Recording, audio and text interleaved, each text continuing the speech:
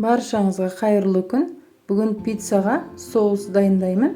Ешқандай майонез кетчупсыз өзінің осындай дәмді соусын әзірлейтін боламын. Ең алдымен 2 қызанақтың үстіне қайнап тұрған ыстық су құйып, бетін жауып 5 минутқа қалдырамыз. 5 минуттан соң осылай пышақтың көмегімен қабығын алып тастаймыз. Бізге қабығы қажет емес. Содан соң блендермен еземіз.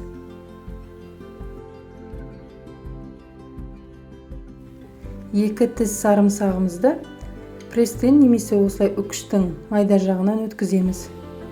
Енді табамызға 2 ас қасықтай сұйық май құйып, сарымсақты салып қуырамыз.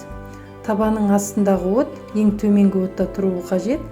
Осылай сарымсақты араластыра отырып 30 секундтай қуырамыз. Содан соң 1 шай қасық орегано дәмдеу үшін саламыз. Араластырамыз, көп қуырмаймыз, 20-30 секундтай ғана қуырамыз.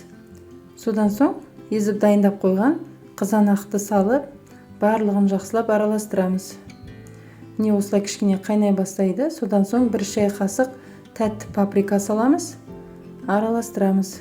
Оттың асты міндетті түрде ақырын болып тұру керек. Содан соң жарты шай қасық тұз саламыз. Барлығын жақсылап араластырып,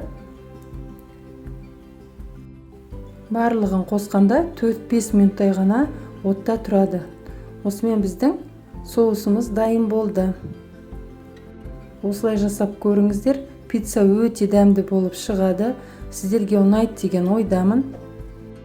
Видеоны соңына дейін көрген болсаңыз, каналға тіркелуді ұмытпаңыз, себебі алда өте көп рецепттер болады. Сіздермен болған Ұлмекен, қош сау болыңыздар.